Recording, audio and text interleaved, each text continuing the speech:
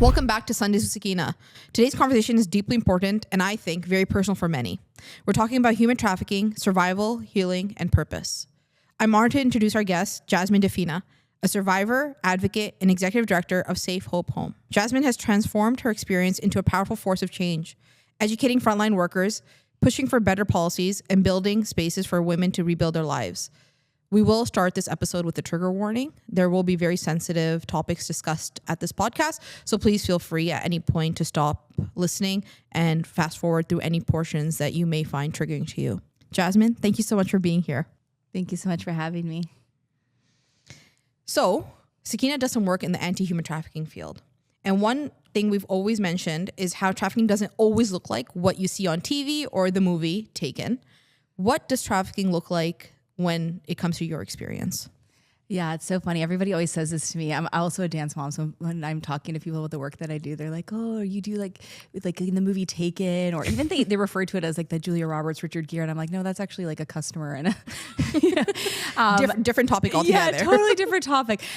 So I think it's important to address because you don't know unless you know, and this is what we see on the media, and I love these movies for the fact that it gets a conversation going. Even Sound of Freedom, like it was great when we had all these people talking about what human trafficking is and starting to do their own research and looking at it. But there's actually a really interesting Netflix series that I actually had my kids watch. It's like, I would say teenager friendly and up, called Runaway. And it really does a good job of showing exactly what human trafficking looks like in Canada, which is very different than the movie Taken. So, there are situations like the movie Taken, there's situations like the movie Sound of Freedom that happen, throughout the world. And human trafficking looks very different globally and internationally as it does here in Canada. But the typical, kind of human trafficking that we're seeing here is very much like relational. It's somebody that these individuals know, whether it's unfortunately a family member. I see a lot of uncle, stepdad, dad, mom's boyfriend, uncle's friend, someone like that, someone close to home, especially when we're looking at the familial cases, the younger kids, like 8, 9 years old being trafficked, or the friend that draws them in because they met a boyfriend or a partner that, promised them this luxurious life. And so they're pulling in their friends, or maybe they meet somebody, usually online nowadays, that kind of lures them in as like a boyfriend or a partner or a friend, or even sometimes, unfortunately, a drug dealer. That's what we're seeing now. And even in familial situations, is it common for it to be men, or are there women traffickers as well that you've seen in your experience?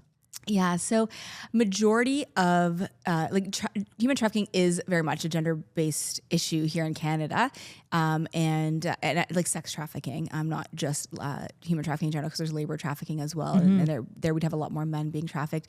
But specific to sex trafficking in Canada, majority of traffickers are male, but there are females that are trafficking as well.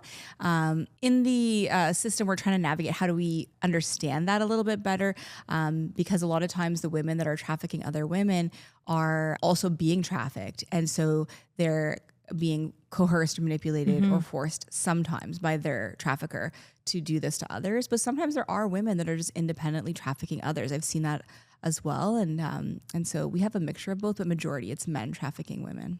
Perfect.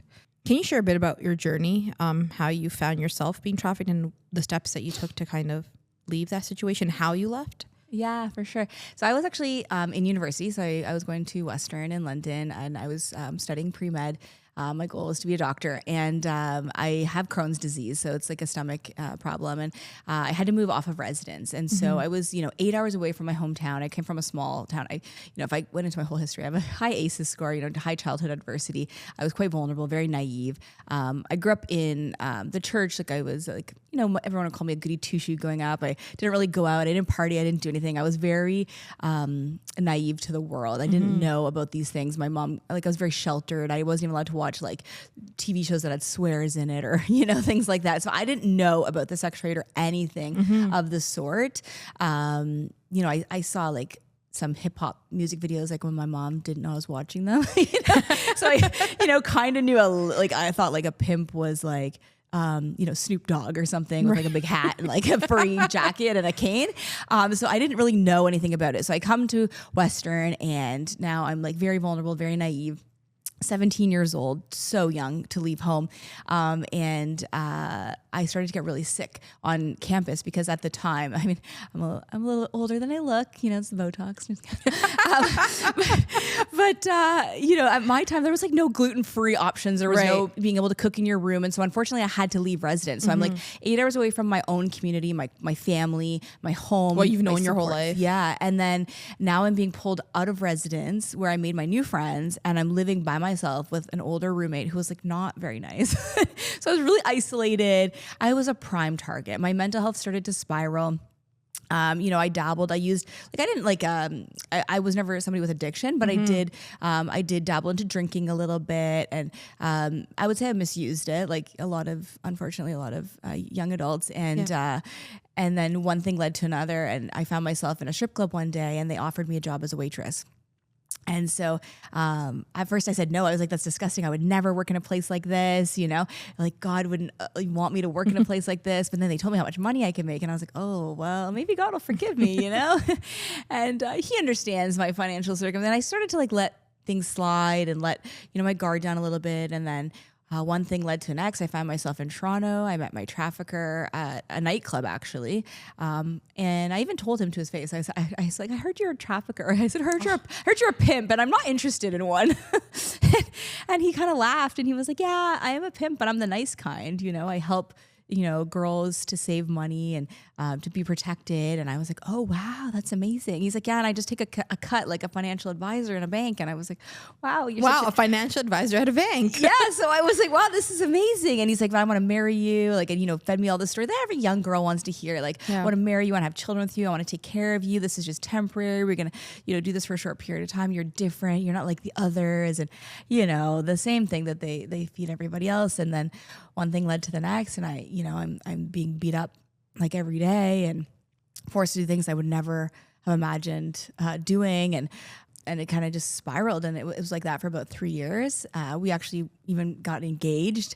And anyway, I ended up kind of finding my way out because my brother called the police and this police officer came and basically like imposed himself on me. And I was scared to go to police. I didn't think that there was actually a way out. And but he, you know, kept pursuing, building relationship with me and building trust. It was really hard for me to trust people, and I was scared of leaving and what was going to happen, and was I going to be okay? And then I ended up getting pregnant, and I think it was really like when I gave birth to my daughter that things started to change for me mentally. I realized that I didn't want this for my daughter. I didn't want her to be another statistic. I wanted a better life for her. And I, didn't believe that I was worth that, but I did believe that she was. And so that's when I actually went back to church and I started seeking God and, connected that way. And then eventually gave my police statement and left my situation. So in your toughest times, which I feel like is probably the entire experience, all the way from being forced to leave university until what happened to you, what you shared, what was going through your mind in those times? Like, how were you able to, I guess, in a way, stay sane and stay rooted into what reality is?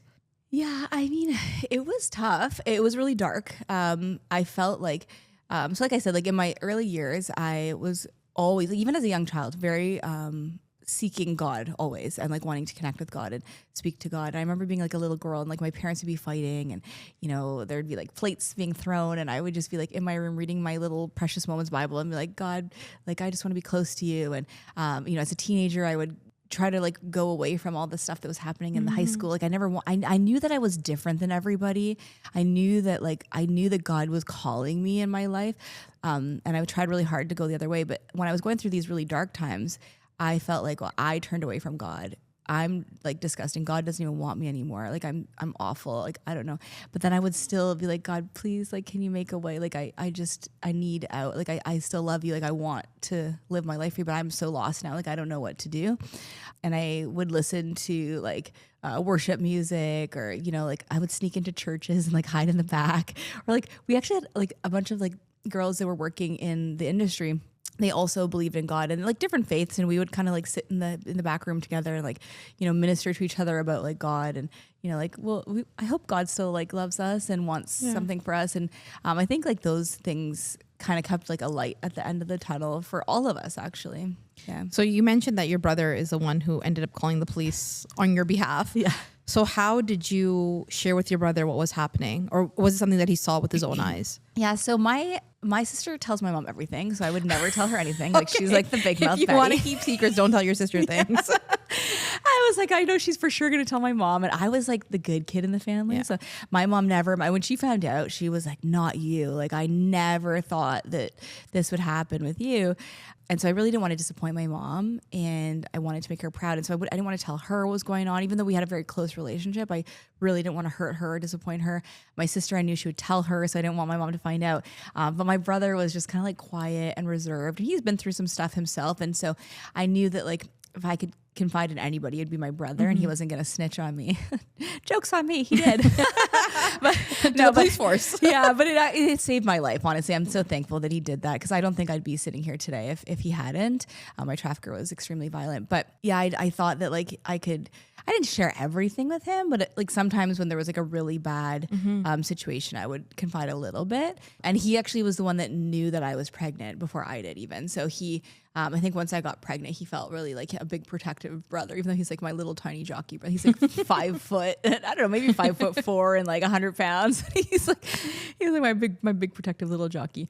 But he, felt like I really need to step in here. And so that's what he did. But he did witness a few things called on that premise. Yeah. What helped you heal once you left the situation that you're in, emotionally, mentally, spiritually? Like, how did you, I don't think there's ever a time, and you can correct me if I'm wrong, that you can leave it all behind in the past. But how did you start to heal? Yeah. Everybody asks me this. There's a lot. Well, no, I'm not gonna say there's a lot. There's a few survivors out there who share their story and who do the work and are public facing and public about it.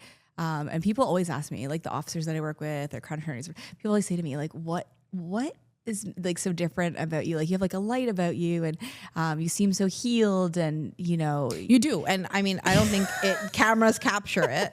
Cameras only add 10 pounds. And I have 3 cameras on me right now. So I'm just putting that out there.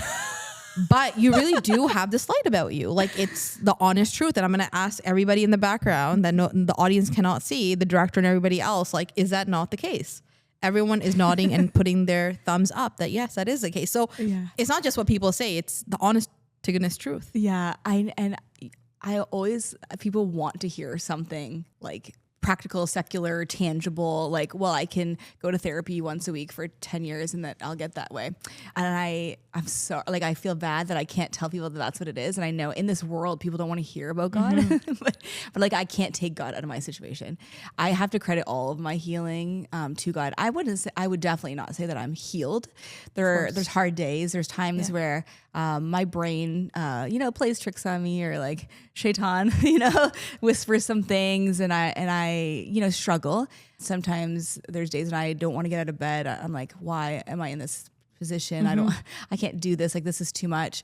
But I would say that, it is God. Like I do therapy. I have a therapist, and I meet with a spiritual counselor as well. Haven't fully opened up to them yet, like just little bits. Of course, yeah. But I would say that, without God, there is no healing at all. It's impossible. I've been working in the anti-human trafficking sector now for 15 years, helping women and survivors and people coming out of the game and being trafficked and whatnot. And the ones that, come to relationship with God, yet it's different. It's very different. And there's a lot more struggle and a lot more hardship. And so I think really it's just the mercy of God and, his forgiveness and my connection to him and the times that I spend in prayer. Like I need my prayer times, like 100%. Without that, I go crazy.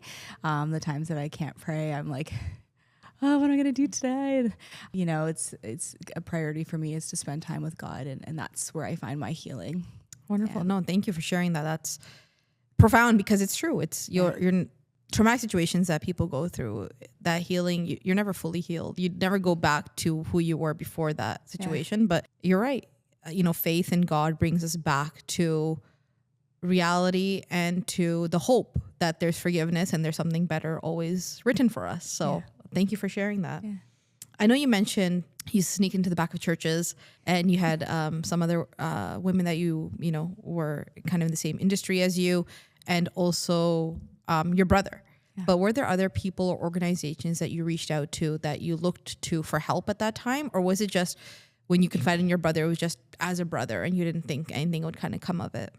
Yeah, that's exactly what it was. I didn't think anything would come of it. I just thought it was somebody to talk to in confidence. And same with the other women that I was, they were also being trafficked, and we built friendships. We just kind of confided in each other because we understood what each other were going through. I didn't know that there were agencies out there that helped survivors, and there were a lot less at the time. We didn't have like a provincial strategy. We didn't have like, I don't know if Sakeenah Homes had an HT program, but Safe Hope Home didn't exist at the time. Like there was really nothing. It was like a VAW shelter, so violence against women shelters, which was offered to me after I went to police, and I was like, no way, I'm not going to a shelter. I had a dog, and I wasn't allowed to bring my dog, and so that was hard for me. And also, I didn't want to bring my child into that. Of course. So I didn't know there was agencies, and honestly, I was so closed off, and I don't feel like I would have accepted anything other than the peer mentorship. So I was the officer that helped me. He's actually Chief Tai Trong of London now. He's a chief of police. Oh, wow. Yeah, I know. I'm from the London area. Oh, really? Yeah, he's a chief now, Chief Tai, Chief Trong.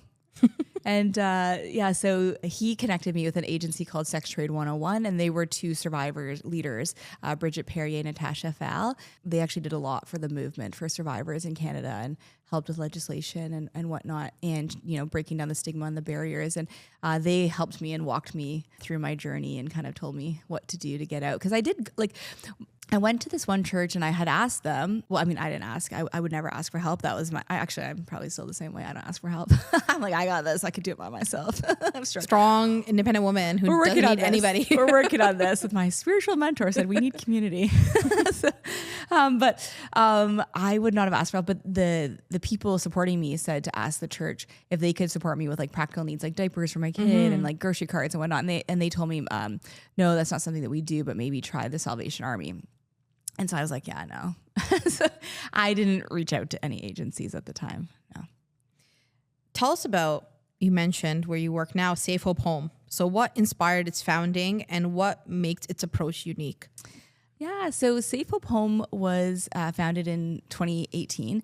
A few people from a church out in Durham region went on a missions trip to India to visit Mahima homes, and they had just learned about human trafficking for the first time. They had no idea. They thought it was, again, like what you see in the movies. Yeah. They didn't know it existed in Canada, but they felt a heart to go on a missions trip and do some, good for community globally. And God spoke to their hearts and, put it on them to come back to Canada and kind of explore what human trafficking is in Canada. And so they learned about it and felt called to develop this home. And so they just kind of applied for their charitable status and did all the things and started fundraising. And it was their very first fundraiser that I spoke at and shared my story. Wow, okay.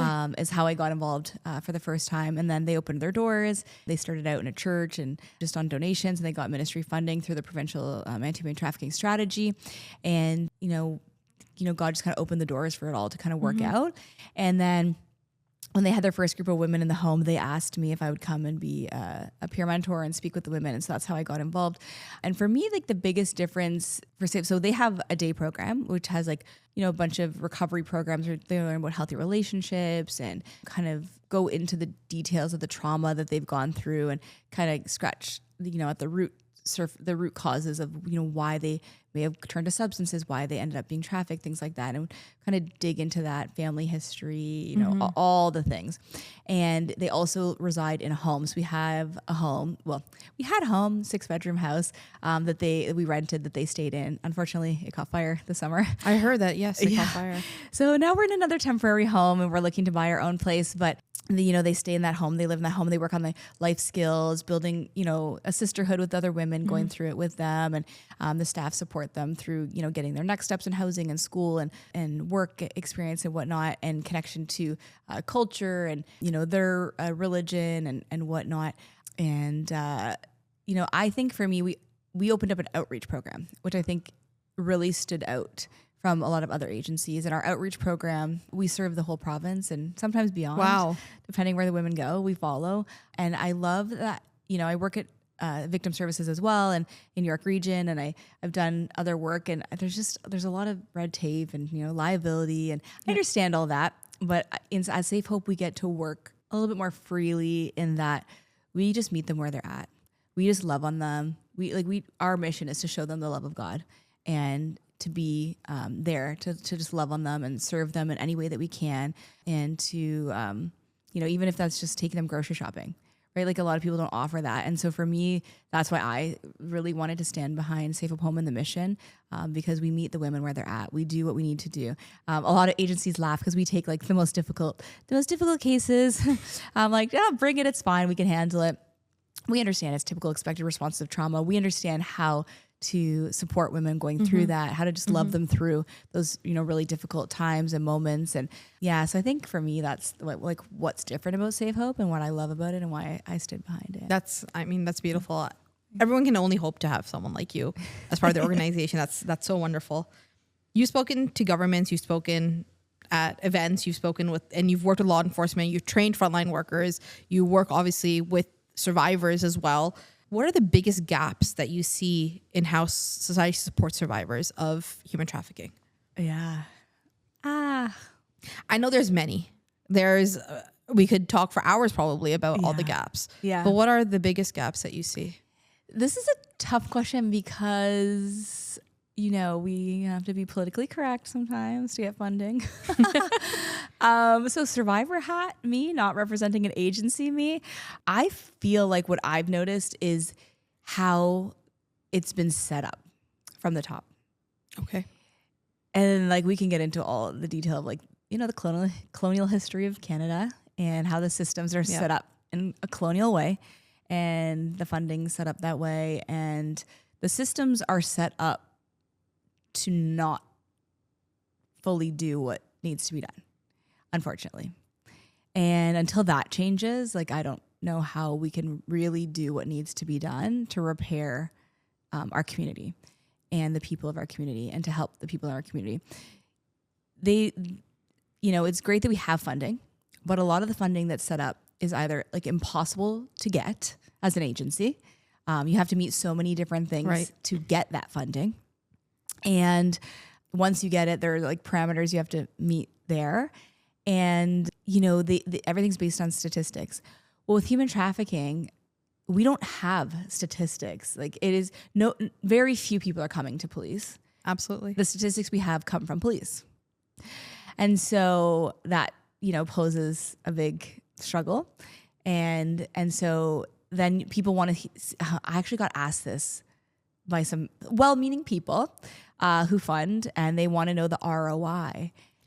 Yeah. And I said, how could you put an ROI on a human being, a life? A survivor of something so traumatic. Yeah. And as a survivor, I really struggle with that. I know as an executive director, I have to get numbers, I have to get stats, I have to, prove that our program is successful. And so it's how do you determine what success is?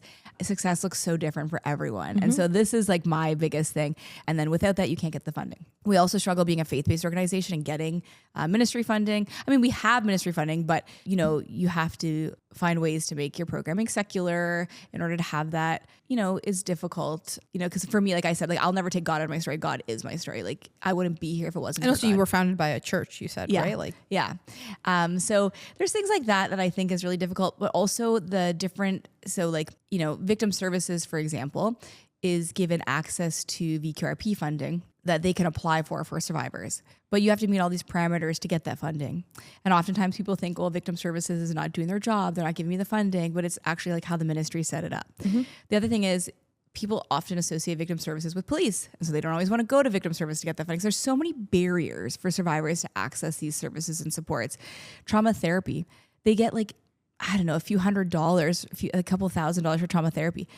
I don't know about you, but I am not telling a stranger my deepest, darkest secrets, this trauma, this pain, this, going down to the root of my childhood of, sexual assault, being sexually assaulted multiple times daily by an unknown perpetrator, by being physically beat by the person I thought was the love of my life. I'm not telling that to a stranger. And so, by the time you just get to know the therapist and find out if you like them. 3 sessions in, it's over. Your funding is complete. Yeah, you're done. And so then you're okay, well, now what? Where do I go? And so, thankfully, Safe Hope, we pick up that tab, and we'll continue to do that funding. It took me 10 years to find my therapist, or like 8 maybe. And, we've been doing it for a few years, but it's really hard to find someone that you can connect with and trust and open up to and start to do the healing work. And so, just the way all these things are set up are huge gaps. And then housing. Like, so you're putting these... I feel like the biggest problem that everybody has here in Ontario and Canada is housing. How are you doing therapy if you're not stabilized in a living situation? How are you going back to school if you don't have a place to live? But there's like a 5-year wait list if you get priority housing. And even then, like, you're getting shipped to like Fort Erie. But your supports in your communities now here, and now you're being shipped to Fort Erie. So I think like the whole system is just set up in such a way that's harmful, that harms people. CAS involvement, like child welfare, they're progressing, but like the way that was even set up, like communities raise their kids differently. Yep. And it's very colonial. And we have women who are trying to get help. So they go into a program to get help for their mental health and addiction. And then they're being told, well, oh, wow, you can't have your child. Yeah, CS has been called. And guess where the kids are going? To the trafficker. Or to the trafficker's parents, not for nothing, but look what they raised the first time. Look what they raised the first time around. Yeah. So yeah, I could go on for days about this conversation, but I think those are, for me, like the system needs to be dismantled and put back together. Like if we're a multicultural community, Canada, like we need to change the colonial system. You're right. And the leader shouldn't be a white man, in my opinion. So I hope Mark Carney's watching. Yeah. Let's talk. What would you say to someone who's listening who is currently being trafficked or is a survivor and who has left that situation or been able to leave that situation? What would you say to them? Yeah, that's a good one. I mean, so a lot of people don't recognize that they're being trafficked, but we do recognize that we're in an unhealthy relationship or that, we probably shouldn't be being treated that way or hit or forced to do things. But that even though he says it's your fault, it's not your fault. Right? It's not your fault. You were preyed upon, essentially. You were set up for this, and you're not alone. And there are supports out there. I would recommend people to go to the human trafficking hotline, to the website, to learn about what human trafficking is. If you think that you're in a situation that doesn't feel good, doesn't feel right, you know deep down that that's not the way you're intended to be loved. So I think that's what I would say to a survivor. Or somebody in it and not realizing that they're in it, and that there are agencies also that are non-judgmental and open to supporting you and helping you, and like Sakeenah Homes, like Save Up Home, and to reach out, right? To reach out, and there's ways that we could help you without the person finding out. And for those who are leaving the situation, like I'm proud of you. It takes a lot to leave that, and that's just the beginning. Unfortunately, it's not the toughest part, but you will get through it, and there's supports out there for you, and that you should be proud of yourself. Thank you. We have amazing communities that support. For anyone who wants to support this work or learn more about how to support either survivors or organizations, what do they do? How do they do it? It's a loaded question, I know. I'm putting everything on your shoulders. I mean, we can't do this work without support. You just heard me go on a tangent about the ministry funding.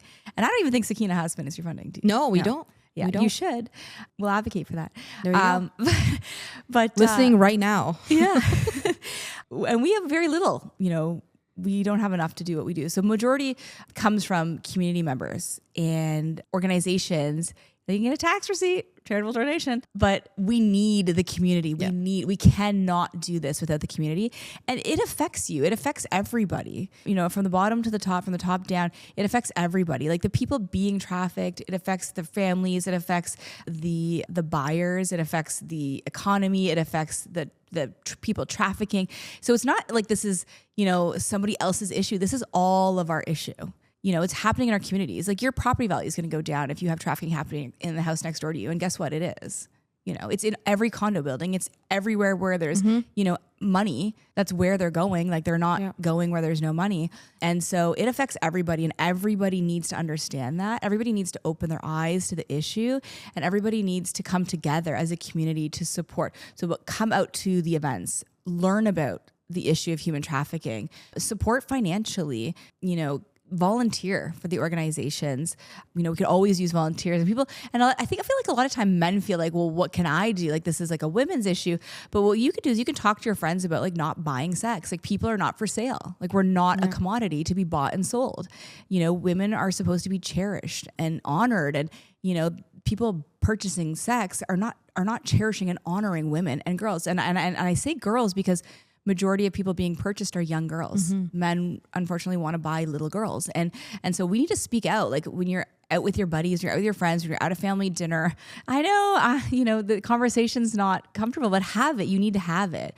Teach our kids, teach our boys to be, better men, teach our little girls about healthy relationships and, their value, their God-given value, and what they should and shouldn't accept. And not that we want to accept it, but, we need to learn these things as little kids. We need to have these conversations. And then financially, everybody, there's so many things to support, I know, but, we need the help. I think a lot of people, when I ask, do you guys want to donate to our organization? Do you want to, partner on our gala? We're having a gala, everybody. Check out our socials. But they say like, oh, we donate to sick kids. And I love sick kids. My kids go to sick kids. I go to sick kids, the best hospital in the world. But like, guys, they get a lot of money. They don't need all the money. Like, we could also, it's two different causes. Yeah, we need there's sick kids and there's survivors out there too. Help us all. Oh, God will bless you for helping everybody. But a lot of people don't want to donate to human trafficking. They're like, oh, I don't know that issue, but we really, really need it. And people need to understand how it affects them. It takes a lot of time for people to come out of this, and there's a lot of recovery, and it takes like years. And so that's a lot of money that we need to support a survivor coming out of it. It'd be great if like schools could give free tuition, have different scholarships. There's a lot of support. Like, a lot of support is needed. Moving companies, car donations for what does it take a car dealership to donate a vehicle to one of our agencies? Or even a used one. Yeah, exactly. We're not asking for the newest Escalade, but I mean, hey, if you want to donate it, we'll take it, but we prefer minivans. But yeah, exactly. Or just have an event at your organization and bring us in to do a lunch and learn, or, things like that. Support survivor-led things, right? Like, there's a lot of survivors coming out and wanting to get into the workforce and, open up jobs for survivors to do in your organization where, you understand that it's going to take a little while for them to, do the work, to learn how to do the work, but just be, gracious and generous and invite us in and give us a chance, No, that was wonderful. Thank you for sharing that. Thank you. And likewise, a lot of what you said, I think a lot of organizations that work in this field can really resonate with what you said, which is funding, talking about things. I mean, my aunts and uncles hate to see me coming to a family dinner because they're always on edge of what is Zena going to say this time? Because there's always going to be something. But you're right. The more we talk about it, the more people understand of what the issues are that are actually we are facing in this community. And, it's not just about whose kid got into Yale or U of T and whose kid did not. And, and what's the new car you're going to buy, or, how many inches is your TV, which is, I feel like the newest thing that people are talking about. Everyone wants that 100-inch TV, but no one wants to talk about where they're giving their money. Yeah. Yeah. So you're absolutely, you hit the nail on the head with that. Thank you. Thank you. We're going to switch things up for a little bit. All right. We're going to go into our quick fire round. Okay. So I'm going to ask you a series of questions. You don't have to think about these. So you just give the first answer that comes to your mind. You don't have to give an explanation if you don't want. It's just the first thing that comes to mind. That's going to be the answer. Okay. Are we ready? All right. All right. Okay. Coffee, tea, or something else to start your day? Coffee. Okay. Oh, oops. I should have said prayer, huh? Sorry. No, that's fine. It was food related. Morning person or night owl? Oh, morning. Mountains or beach? Beach. Okay. Favorite way to relax after a busy week? Bed. That's a good one. Sweet or savory? Savory. If you could have any superpower, what would it be? Oh, this one's tough. To know what everyone's thinking. That's a good one. That's mine too. That or flying? I was going to say flying too, but... Yeah, see, there you go. We're on the same wavelength right now. One city you love visiting and why? Ooh, Riyadh. You know why? Oh, it's so peaceful. I know people are like, really? It's like the capital city. Yes, Mecca, Medina are peaceful too. But I loved Riyadh because I found people to be so respectful and just like, there's lots of coffee. I love coffee. There's literally like a coffee shop every other door. So I was like going to every single one. That's a lot of caffeine. Yeah, but it was amazing. And the coffee kept getting better and better and better. And everyone was so kind and respectful and generous. Like, I never got so much free stuff in my entire life. I have so much perfume at home. I will never smell bad. And oh my gosh, the oud like everywhere. It was like, so good. And the bahur. But like, I've never been in a place. I grew up in North America, and I went to Middle East for the first. Actually, let's not call it the Middle East. I went to the Gulf countries for the first time, and I never experienced such like hospitality and respect. It was incredible. Like, blew my mind.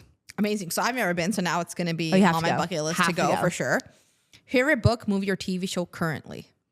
Oh, book, movie, or TV show? Or you can do one of each if you want. Okay. I love Colleen Hoover books. I know. It's okay. We can say it. It's my Everyone kind of feels it, but no one wants to say it out loud. I love them. They're so good. And okay, maybe it's bad, but like Elf. The movie? It's hilarious. Like I think I've watched it like 700 times. Okay. I'm currently watching it by myself because I have teenagers and they don't want to hang out with me anymore. And like stuff when I force them to. And so I'm sitting there in my living room, like cackling like a hyena, laughing at the same movie like for the 20th time this season. It's so silly, but it's really funny. It's in my second favorite city, New York City, which is polar opposite of Riyadh, but there you go. Yeah. And TV show? Ooh. I don't know what my favorite TV show is. Probably Scandal. Oh, I love Scandal. Love Scandal. There's been nothing like it ever since. No. Yeah. No. Okay. Something that always makes you laugh no matter what. Oh, Elf. The movie Elf. I knew you were going to say Elf. After you said, I'm just sitting there cackling, I knew you were going to say Elf for this as well.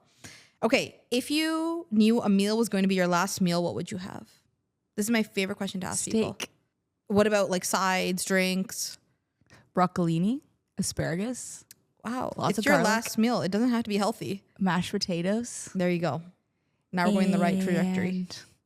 Well, I guess I don't have to worry about gluten since I'm dying. No, nothing. Right? It's your last meal. Okay, I'm celiac, so I'm thinking of gluten. But yeah, like a really big, like a tomahawk steak, like all by myself. So it's not really healthy actually, and lots of broccolini. There you go. I love broccolini. I love that. And mashed potatoes and a dessert.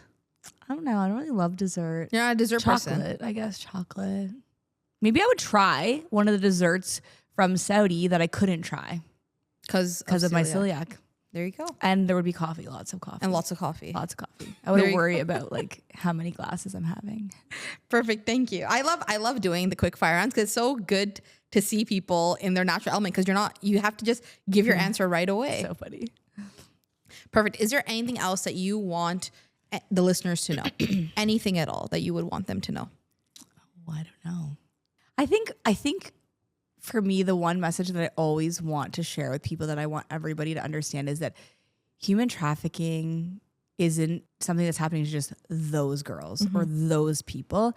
It happens to everyone in every community. It's in every community, every culture, every country, every background. And so we can't think of it as just like those people. And we need to break down that stigma and understand that can happen to anybody. If somebody's online, you're at risk of being trafficked. Like man, woman, girl, boy, like whatever, you know? And so I think that's like the main message. And then again, like that there's no fault. Like it's not your fault if that happened to you. And there's nothing to be ashamed of. And it happens to the best of us. I remember I didn't even believe I was trafficked until like 2 years after my court case when I went through the court system, I pressed charges, my trafficker served time 2 years. And I remember thinking like, I know you said human trafficking just because like you needed to say those things, but I was just an intimate partner violence situation. It wasn't actually human trafficking, you know? When I finally came to that realization, I remember thinking, how could I be so smart to be in pre-med? You know, to be this good, God-loving, God-honoring person to end up being trafficked. Like, how does that even happen? And I remember thinking that like people like signed up for it or like, you know, they knew what they were getting into or, you know, and like, how did that happen to me? And it was so hard to wrap my head around that. I felt so much shame and so much guilt and, you know, God removed that from me. I don't have that anymore. But in the beginning, there's so much shame and so much guilt. And I wish I could, that would be my other superpower. I wish I could remove that from everybody. And so people understand that it's not your fault. And that there is hope and there is a way out. And there's people, like us who would love to welcome you in and help you out. Perfect. Thank you so much, Jasmin, for sharing your story, for highlighting the issues that still remain, and for helping us understand what we can do to play a small role and small part in trying to help anybody. To our listeners, I hope this conversation has opened your eyes to the realities of human trafficking, not just the movie Taken, the strength of survivors, and ways that we can go and we can support organizations, people, and survivors of trafficking and other trauma. If you want to learn more, get involved, check out Safe Hope Home. We will add the link into the description, and you can support their mission as well. You can also contact us at Sakeenah Canada if you have any questions or if you know that someone is being trafficked. You are not alone. We'll be back soon with another conversation highlighting women making a difference, breaking barriers, and sharing their truths. Thank you for listening, and take care of yourselves and each other. Thanks.